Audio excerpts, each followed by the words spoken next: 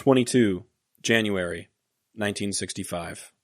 Dearest Suzie, I'm sorry I waited so long to write, but I kept thinking I would get a letter from you. Either our mail is not coming through fast enough, or you aren't writing enough. I haven't heard from you since Sunday, and here it is, Friday. Needless to say, my morale is very low. Mail has already come in today, and no letters, so I can't even look forward to mail till Sunday again. Things are the same over here. We stay pretty busy flying. It is hotter than blazes already, and they say that hot season hasn't even started yet. Well, in 4 days, we will have 1/3 of our time over with. It seems like a lifetime already, though. Yesterday, Cosumano tore a helicopter up. He lost a tail rotor, and the thing flipped over in the water in a pond right off the end of our runway. He was real lucky that he wasn't killed. The tail rotor that came off hit Lieutenant McConnell's ship and put 2 big holes in it. He was lucky, too, that thing didn't hit him. Anyway, we do have a little excitement once in a while. Also, yesterday we had 2 gunships shot down by the VC. They burned one of them. Nobody was hurt, but they sure had us worried for a while. I love you all and miss you more than ever. I can hardly wait for these next 8 months to go by. Kiss the boys for me. All my love. Bill. Over the next few episodes, I will be presenting a piece of creative nonfiction I wrote for a class in my PhD program. As I've explained before, COVID meant that there wasn't much of a chance to go outside and do formal research for my dissertation, and therefore I had to find other things to write about. This was one of them. This will be presented over the span of a few episodes, with a break in the middle, because it's pretty long compared to what I usually share. Hopefully, you will be able to keep up with things. There will be a bit of information from before repeated, but let's just say that it's for the people who haven't been keeping up with every episode. Also, just so you know, this was written about 3 years ago. Things have certainly changed a lot since then. With that said, I'd like to present Finding My Grief, Part 1.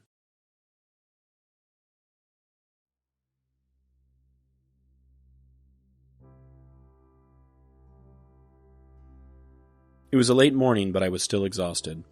Sleeping on the tiny, lumpy couch did not provide me with any sort of rest. Going to bed at 4 a.m. the night before certainly didn't help either. The many heavy footsteps in the tiny trailer made it nearly impossible for me to obtain any sort of deep sleep. When I awoke, I mindlessly flipped on the TV, hoping to distract myself. Some random movie started, one I had never seen before. The opening credits focused on a truck driving down a lonesome road.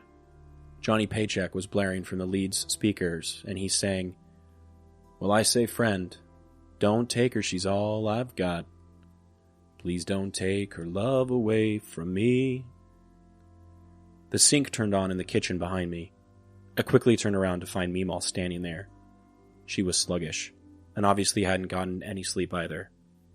Her eyes were bloodshot, but she didn't look like she had cried in a few hours, which I figured was a good thing. I noticed she was watching the movie as well. She listened to the music too. Oh no, I said to myself, turn off the TV, dude. I frantically started pulling up the covers around me, looking for the remote to stop the song from coming from the speakers, but it was too late. Meemaw gave me a fake smile. "Morning, Al," she said, sipping on her coffee. "Hope you slept all right." She turned to walk back to her room and began singing to herself, seemingly clinging to every word, almost like she had heard the old song for the first time. "I'm begging you, friend. Don't take him. He's all I've got. He's everything in life I'll ever need." Great, I said to myself. What did I just do? Merely a day before I was in school, completely oblivious to what was to come. A text came in randomly from my mom saying, "Call me, this is serious," or something like that.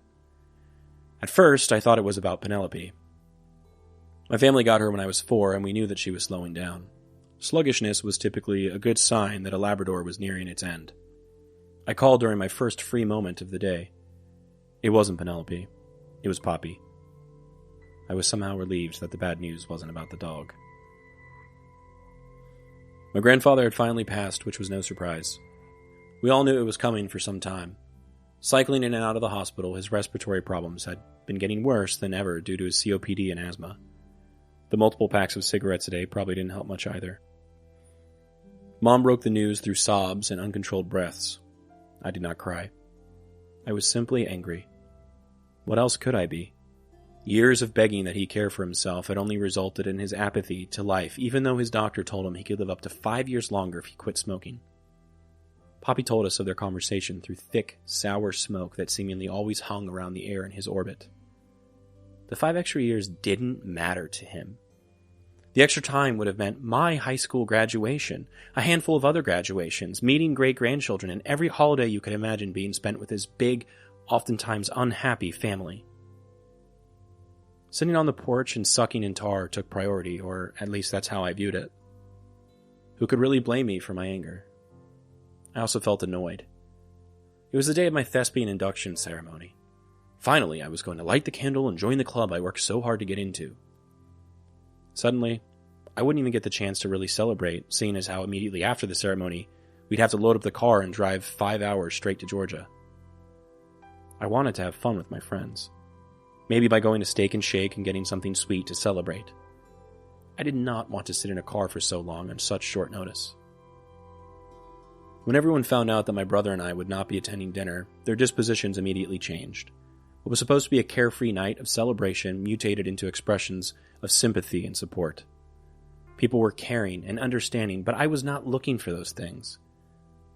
I was looking to be angry and annoyed. As a kid, my grandfather was the coolest person I knew. He was a war hero and a fisherman and someone so cool that he didn't even have to speak. When he entered a room, you knew. Why didn't he want to spend more time with me? Why would he put us all through this? Why would he leave Meemaw so alone? She deserved only happiness.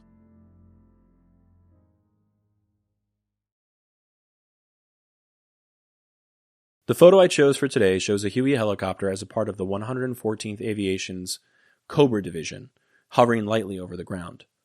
This is certainly not Cosimono or Lieutenant McConnell. I don't actually have any more photos of wrecked helicopters besides the one I shared at the beginning of the show, which might actually be Cosimono's. Regardless, I really like this photo.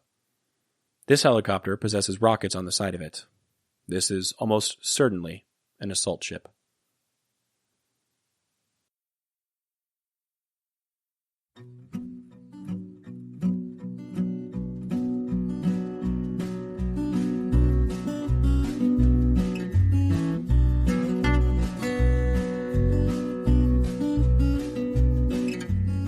I'm Alex Lowie, and I hope you have enjoyed listening to this episode of Dearest Suzie, and receiving messages from the past that my Popi wrote exactly 60 years ago.